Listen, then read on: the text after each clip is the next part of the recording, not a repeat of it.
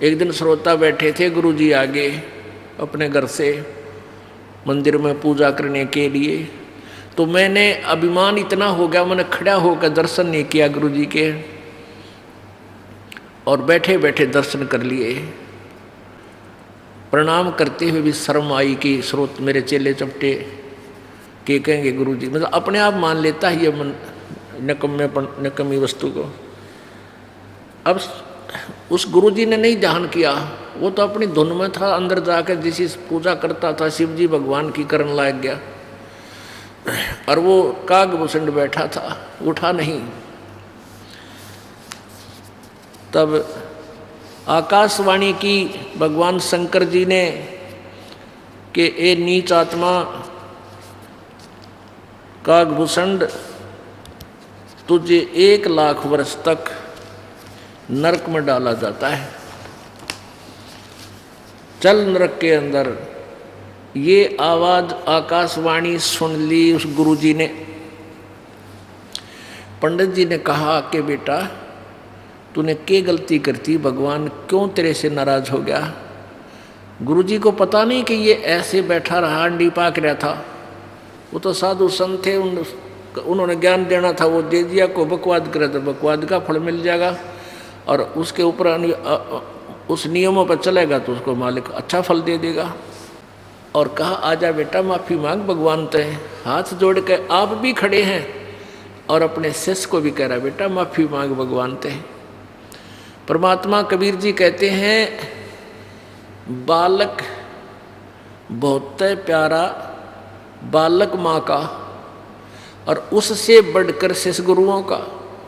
पिता ने अपना पुत्र या पुत्री बहुत प्यारी होती है, और माँ की ममता पिताजी से भी ज़्यादा 100 गुना अधिक होती है बच्चों में। और शिष्य में गुरु की अपने शिष्यों में उस माँ से भी अधिक प्यार होता है। जो इस पद पर आकर बैठता है उसको पता चलता है। तो वो उसको इतनी उसको प्यारे लगते हैं कि कहीं ये काल के जाल में ना आ जावें, कहीं ये भक्ति से दूर ना हो जावें, कहीं इनको काल ना खा जावे, क्योंकि वो परिचित होता है। और बालक बालक ही होते हैं, उनको इतना आभास नहीं होता।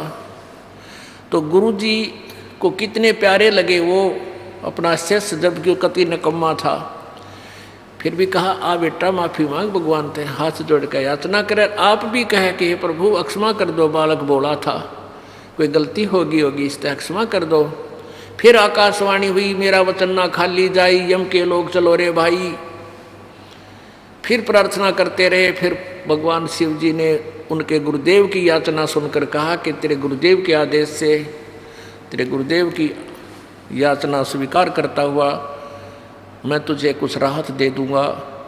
नरक में तो तुझे जाना पड़ेगा, क्योंकि मैं वचन वापस नहीं ले सकता, लेकिन वहां यमदूतों को तुझे तंग नहीं करने दूंगा। अब कागभूषण कहता है कि ऐसे कुछ समय के बाद मेरा शरीर छूट गया और मैं नरक में डाल दिया गया। वहाँ शिव साहेब की कृपा से यमदूतों ने मुझे सताया नहीं, लेकिन रहना पड़ा नरक में। अपने आत्मा किसी को सजा होगी और वो किसी मंत्री का मित्र है, रिलेटिव है, उसको जेल तो जाना ही पड़ेगा। लेकिन उस मंत्री के आदेश से वहाँ उस जेल के सिपाही या वो अधिकारी उसको कुछ नहीं बोलेंगे, कोई दुख नहीं देंगे, उसकी सारी सुविधा उपलब्ध कराएंगे। सुविधा तक की है जो भी, मतलब उसको और विशेष जो यातनाएं हैं वो नहीं देते। कहने का भाव ये है कि अन्य कैदियों से वो काफ़ी राहत प्राप्त करता है, महसूस करता है, लेकिन रहना पड़ेगा जेल में, बाहर नहीं जा सकता, वो जेल से नहीं छुड़ा सकता। तो ऐसे भगवान शिव की कृपा से कहते हैं 1 लाख वर्ष मैं नरक भोग के फिर दोबारा मेरा मनुष्य जन्म हो गया। अब मनुष्य जन्म होने से फिर क्या हुआ कि मेरी वो भक्ति की जो तड़फ थी वो मुझे उठाए फिर रही थी। एक लोमस ऋषि कथा करें थे, उनके पास पहुंच गया। अब दंत कथा लोक वेद से मैंने जो ज्ञान इधर उधर सुन रखा था, उस ज्ञान के आधार से मैंने लोमस ऋषि से प्रश्न कर दिया। लोमस ऋषि परमात्मा का सरगुण आकार बता रहा था, ये सब परमात्मा का रूप है, ये ब्रह्मांड सब परमात्मा का स्वरूप है, उसी की रचना है, ये उसी का स्वरूप समझो। अब मैंने कहा कि मैं तो निराकार निर्गुण परमात्मा के विषय में जानना चाहता हूँ ऋषि जी, ये सरगुण तो सब नष्ट हो जाएगा, उस निर्गुण परमात्मा निराकार भगवान की मुझे महिमा सुना। तो वो उसने काफ़ी प्रेरणा दी कि भाई निर्गुण बिना सरगुण बिना निर्गुण के गावे, निर्गुण पद नजरानी आवे। जैसे वृक्ष है बीज के माही, है व्यापक पर दिखे नाही, कि जैसे एक बीज में वृक्ष है, आम के बीज में, आम की गुठली में आम का पेड़ है। अब मैं तुझे बताऊं कि इसमें एक पेड़ है, अब वो पेड़ ना होगा, इसको बीजूंगा, बीजने से फिर पौधा बनेगा, पौधा से फिर ये पेड़ बनेगा। तो वो सरगुण हुआ तो काम भी आया, अतिथि पक्ष यानी पंथी को छाया भी मिली और फल भी मिले। और वो तू निर्गुण कह रहा है, निर्गुण रूप में बीज में, निर्गुण रूप में वृक्ष बीज में विद्यमान है, तो उस निर्गुण का तुझे दिखाऊं कि जब तक वो उगे नहीं गा। कहते हैं निर्गुण पद नजरा नहीं आवे और सरगुण बिना निर्गुण के गावे। अब कोई सरगुण तूने देखा ही नहीं है आम, तो तूने क्यों कर समझाऊं मैं यू आम से इस बीज के अंदर। तो काकभूषण कहता है कि मेरी बुद्धि में वह बात समाई को नहीं। तो मैंने कहा कि आप मुझे बहकाओ मत, आप मुझे निर्गुण कथा सुनाओ। इस बात से यानी मैंने कुछ ऐसे ही लहजे से संत के साथ वाद विवाद कर दिया। लोमस ऋषि ने मुझे श्राप दे दिया, अरे चंडाल, तू तो चंडाल के जन्म होना चाहिए, तुझे कहाँ ऐसा जन्म मिल गया, तू जा चंडाल के जन्म ले, तू भक्ति नहीं समझ सकता। अब कहता काकभूषण कि मुझे जब संत ऋषि लोमस ऋषि ने मुझे श्राप दिया, मेरे अंदर क्रोध नहीं आया और मैं घबरा गया कि बात बिगड़ेगी। मैंने हाथ जोड़कर कहा, ऋषि जी इस दास को कहीं भी जन्म दे देना, मुझे माफ़ करो मेरी गलती प्रभु, पर एक वर दे दो इस दास को कि मेरे हृदय से भगवान की भक्ति की भूल ना पड़े। इस मेरी इस यातना से लोमस ऋषि प्रसन्न हो गया और कहा भी मैं वचन तो वापस नहीं ले सकता, तेने चंडाल के घर जन्म लेना ही होगा, परंतु मैं आशीर्वाद देता हूँ तेरे हृदय में भक्ति बनी रहेगी, भगवान की याद बनी रहेगी। अब परमात्मा कबीर जी ने अपनी प्यारी आत्मा गरीबदास जी को वो अनमोल ज्ञान दिया, जिसके आधार से गरीबदास जी ने उनकी सारी जन्म पत्रिताएं बता रखी है। कहते हैं ब्रह्मणी अंसनी पिड़वाई और कागचंड के द्वार आई। अब ब्रह्मा की पत्नी सावित्री, उनके यहाँ हंस रखते हैं, हंस एक हंसनी थी। उस हंसनी को जब वो गर्भ धारण करने की स्थिति में आई तो उसको कागचंड के पास ले गई, जैसे भैंस गाय को ले जाते हैं मेल यानी सांड या झोटे के पास। तो वहाँ कहते हैं उस हंसनी और कागचंड के संयोग से मेरा जन्म हुआ।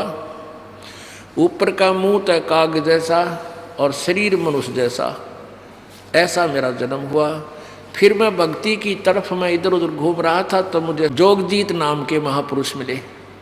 अब परमात्मा कबीर परमेश्वर जी एक युग में, एक नाम तो उनका कंटिन्यूस रहता उस युग में, सत सुकृत। फिर अन्य रूप में भी अन्य वेशभूषा वेशांतर करके रूपांतर करके कहीं भी कुछ दिन के लिए आ जाते हैं और वहाँ अपनी भक्ति को फिर पनपना कर चले जाते हैं, पता भी नहीं लगता कहाँ से आए थे कहाँ चले गए। ऐसे जोगजीत रूप में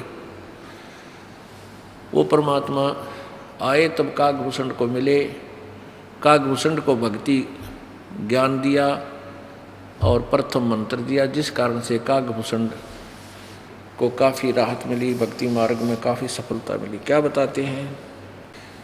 अब वो सच्चिदानंद घन की वाणी सुनाते हैं आपको।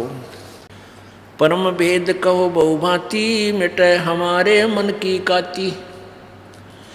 कागभूषण से गरुड़ जी पूछ रहे हैं, कौन देश को नगर निधाना, कहो भूषण आदि परमाना। कौन पिता को जननी जाम्या, कौन कुल कौन वंश बखाना। अर्बन वर्ण कला परवेशा, तुम्हारी महिमा कर है शेषा। यानी तेरी महिमा को तो बड़े बड़े महापुरुष भी करते हैं। भाई भक्ति कर मिला तो भक्ति हो तो कागभूषण जैसी दिन रात मालिक याद करता है। जल स्वरूप कुछ तरंग न तेजम, इंद्रिय जीत चढ़े मन से जम। ब्रह्म निरूपण निर्गुण बेसा, कहो भूषण मोय आज संदेशा। चंद्र का तेज सूर्य की किरणा, जासे अधिका तुमरा वर्णा। कौन कलागत रूप स्वरूपा, तिमर मेट उजियारा धूपा। सुनो भूषण तुम अकल अनूपा, भेद कहो परमानंद जू का। कहे भूषण तुम सुनो खगेसा, तो से भेद कहूँ परवेशा। अब जैसे यजुर्वेद अध्याय नंबर 10 के श्लोक मंत्र नंबर 10 से लेकर 13 में, उसमें ये वर्णन दिया है वेद ज्ञान दाता ने कि कोई तो परमात्मा को उत्पन्न होने वाला बताता है, माँ से जन्म लेता है। कोई कहता है वो माँ से जन्म नहीं लेता है, यानी ऐसे अपनी अपनी थ्योरी बताते हैं। और कोई किसी को एक भाषा का ज्ञान हो गया, उसको शिक्षित बोलते हैं, विद्वान बोलते हैं। और जिसको अक्षर ज्ञान नहीं है उसको अविद्वान कह देते हैं। तो भगवान की डेफिनेशन, परिभाषा और विद्वान तथा अविद्वान की परिभाषा भी वो तत्वदर्शी संत बताएंगे, उनसे सुनो। अपने आत्माओं, गरीबदास साहिब जी को अक्षर ज्ञान नहीं था और उनकी भाषा देखो कितनी प्यारी है। अब ये विद्वान थे या अविद्वान? ये महाविद्वान थे। और जिनको अक्षर ज्ञान था वो कति अविद्वान थे। ये थे विद्वान। क्या कहते हैं? कहे भूषण तुम सुनो खगेसा, तो से भेद कहूँ परवेशा। खगेसा, अब खग माने पक्षी और ईस माने पक्षियों का स्वामी। खगेशा, कितना शुद्ध और संस्कृत का ये शब्द इन महापुरुषों ने बोला। यानी सारी भाषाओं का समावेश किया उस परमेश्वर ने कि परमात्मा की सभी आत्माएं इसको सुन सकें। एक जगह एक शब्द आता है, इधर ये शब्द इधर का है, पश्चिमी बंगाल के साइड का। उसमें क्या बोल रहा है कि पोइस बाबा पोइस है और चला जावे पद पोइस है। गरीबदास साहिब जी की वाणी में है, पोइस बाबा पोइस है, चला जावे पग पोइस है। आगे पोइस पाछे पोइस, पोइस पोइस होइस है। और जिन पोइस का वर्म ना जाना, वो जन्म अकारत खोइस है। अब क्या बता दिया? पोइस। अब हमने पोइस माने बेरा नहीं, एक वो इस भाषा से परिचित था जो जिस क्षेत्र की यह भाषा थी, वो उसने बताया कि पोइस माने रास्ता होता है, राह। अब परमात्मा ने यानी गरीबदास साहिब जी ने इस पोइस का अर्थ भी कर रखा है, लेकिन हम नहीं समझ सके। पोइस पोइस बाबा पोइस है। सभी भक्ति मार्ग भक्ति मार्ग भक्ति मार्ग बताते हैं। अगला भी कह रहा है मैं भी भक्ति मार्ग बताता हूँ, पिछला भी कह रहा है मैं भी सही रास्ता बता रहा हूँ। पोइस बाबा पोइस है और चला जावे पग पोइस है। पैदल चला जाता है उसको पोइस कहते हैं। लेकिन हम नहीं समझ सके क्यों यहाँ पोइस का अर्थ भी दे रखा है मालिक ने। आगे पोइस पाछे पोइस और पोइस पोइस होइस है। सब ने कहा हम भी राह बतावा भगवान का, हमारा पंथ अच्छा है, हमारा पंथ, पंथ माने मार्ग। और कहते हैं जिन पोइस का मर्म ना जाने वो जन्म अकारत खोइस है। यानी सारी लैंग्वेज ले दी इसमें।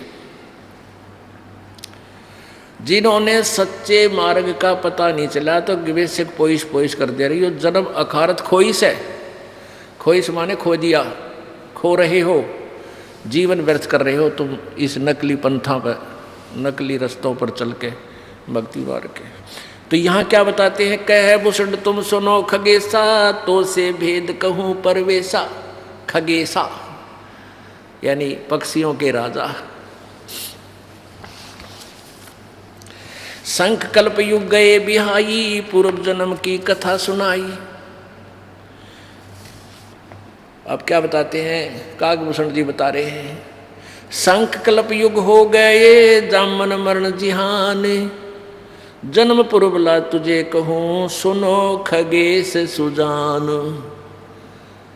कहते असंख्य कल्प युग हो गए, जन्म और मरण इस जहान में मेरा बना रहा, और जन्म पूर्वला तुझे कहूँ सुनो खगेश सुजान। एक पहले का एक अपना जीवन बताता हूँ, उससे पहले के तो ना जाने कितने जन्म मेरे खराब गए।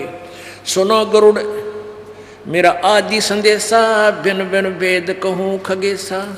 शंख जन्म पूरब पैमाला, गए जो मिथ्या नहीं संभाला।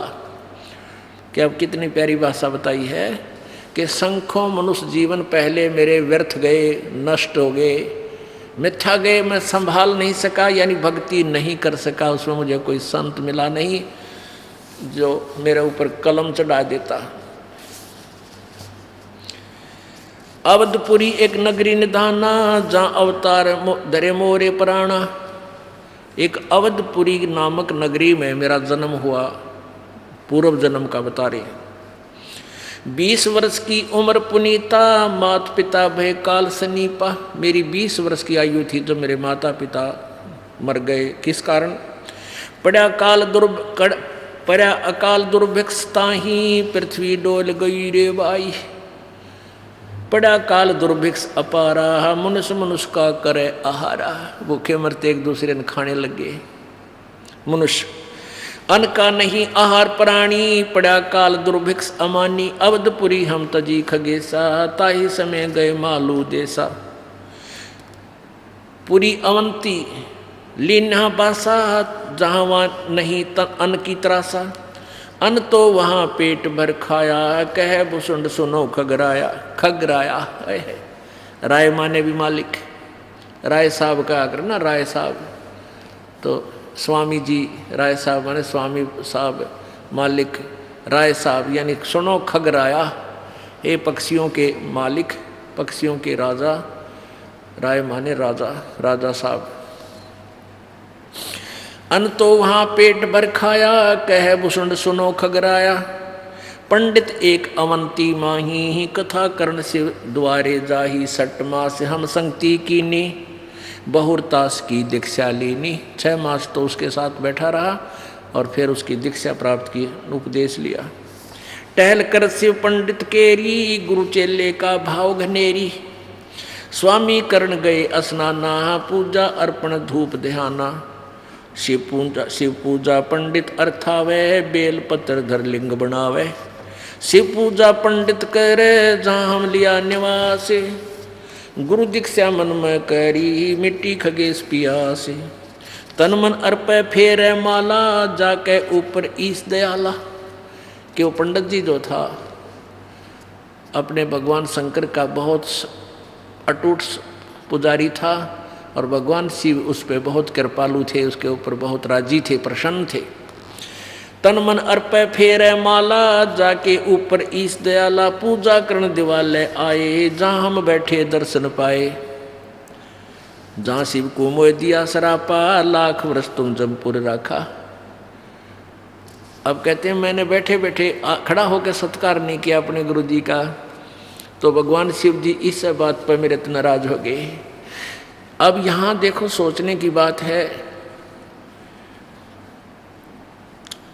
ये तो चाहे आप एक तहसील स्तर पर कोई बच्चा खेल रहा है, कोई डिस्ट्रिक्ट यानी जिला स्तर पर, कोई राज्य स्तर पर, कोई राष्ट्रीय स्तर पर, कोई अंतर्राष्ट्रीय स्तर पर, कोई भी गेम खेलता है, कानून सबके एक जैसे नियम होते हैं।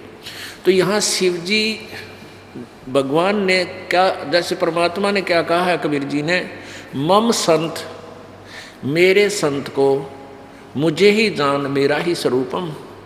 मम संत मुझे जान मेरा ही स्वरूपम, मेरे संत को मुझे ही जान लेना, मेरा स्वरूप जानना, और फिर रिहर्सल करना उसके साथ के भगवान के सामने कैसे पेश आना चाहिए, कैसे बोलना चाहिए और कैसे अपनी रहनी करनी चाहिए। क्योंकि हमने फिर भगवान के सामने भी जाना है और वहाँ हमने गलती कर दी फिर उल्टे फेर पटक देगा। तो अब भगवान शिव जी ने मन में विचार किया कि निकम्मा ये यहाँ आ गया मेरे लोक में, यहाँ भी न्याय को बद करेगा। जब तू अपने गुरुजी का सत्कार नहीं कर सकता तो मेरा क्या करेगा। भस्मासुर तो पहले दुखी थे, भगवान शिव जी का पता था ये किसा पुजारी था। यानी कहते हैं दूध का जला हुआ फिर लस्सी का भी फूंक मारता है, पहले आगाह हो जाता है, सतर्क हो जाता है। तो इस प्रकार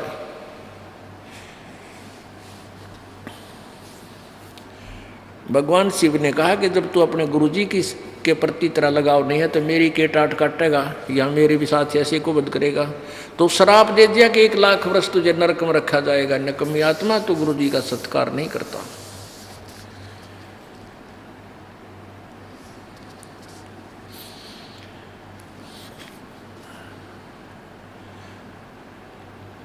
पूजा करन दिवालय आए, जहाँ हम बैठे दर्शन पाए। गुरुजी जब देवालय माने आलय माने महल, मकान, आलना, स्थान, देव आलय जैसे देवल कह देते हैं सीधे भाषा में। देवल मंदिर माने भी मकान होता है। तो देवालय माने देव स्थान, यानी उस मंदिर में आए।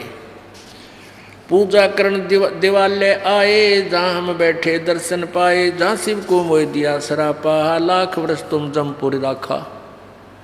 पंडित सुना वचन शिव केरा, ऊठ चरण लेना गुरु केरा। पंडित शिव का ध्यान लगाया, कल्प करी बालक बोराया। रे धर बालक तू शिव का ध्याना, ताते बख्शे तेरे प्राणा। 4 पहर पंडित को बीते, बहुत आवाज हुई मन चीते। मेरा वचन ना खाली जाई, जम के लोग चलो रे भाई। 4 पहर तक गुरु जी अपने बच्चे, अपने बेटे, अपने शिष्य की रक्षा के लिए, उसके बचाव के लिए प्रार्थना करते रहे। फिर आकाशवाणी हुई कि यम के लोग चलो रे भाई, नहीं मेरा वचन ना खाली जाई और जम के लोग यानी नरक में जा भाई। बहुर धरा पंडित तब ध्याना, बख्शो साहेबिया के प्राण। सहर्ष जदनी का ठीका, वाणी अरस भही शिवनी का। बहुर महादेव भय दयाला, जम का भोग लोक भुगते तत्काला। फिर शिव जी दयाल हुए, रहम किया कि कोई बात ना भाई, यम का लोक तो 1 लाख वर्ष तो रहना पड़ेगा, लेकिन वहाँ कष्ट कोई नहीं होगा। आसानी से तेरा यो तत्काल ही बात यो कष्ट निमट जाएगा।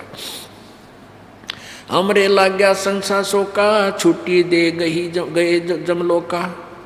चंद्र रोज तत्कालम आए, शिव की दया गुरु अर्थाए। जब हमको नहीं दीन तरासा, भुगता नहीं नरक निवासा।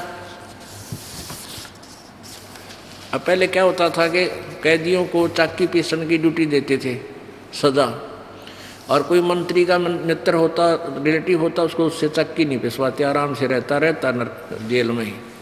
तो ऐसे ही कहा कि यम के दूतों ने हमें तंग नहीं किया शिव साहिब की कृपा से, यानी क्योंकि ये मंत्री हैं यहाँ इस 3 लोग के, एक विभाग के, रजगुण विभाग के ब्रह्मा जी, सतगुण विभाग के विष्णु जी, तमगुण विभाग के शिव जी। शिव साहेब की दया अपारा, फिर हम आने लिया अवतारा। सरगुण अर्थ हमो गोराया, लोमस ऋषि पर संग बतलाया। बहुर संबोध किया तिस बेरा, बैठे जाए निकट हम नेरा। सरगुण कथा बिना क्या गावे, निर्गुण पद नजरों नहीं आवे।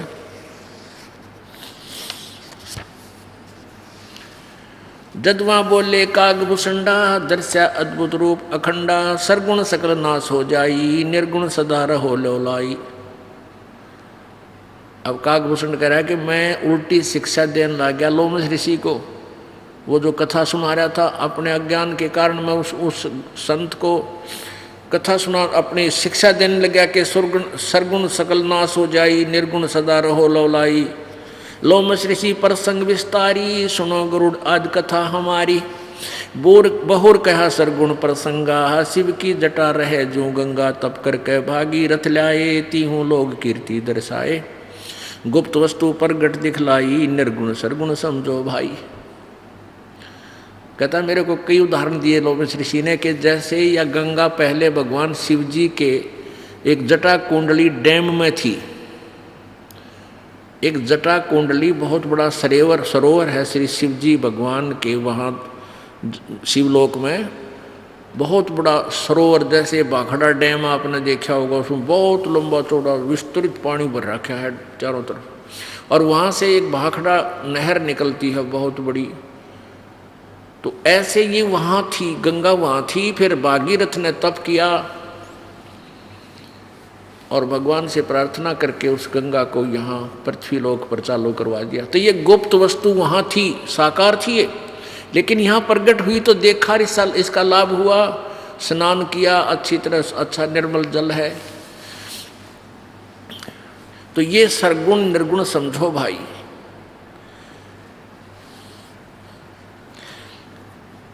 बहुर कहा सरगुण प्रसंगा, शिव की जटा रहे जो गंगा, तप करके भागीरथ ल्याए, तीहूं लोक कीर्ति दर्शाए।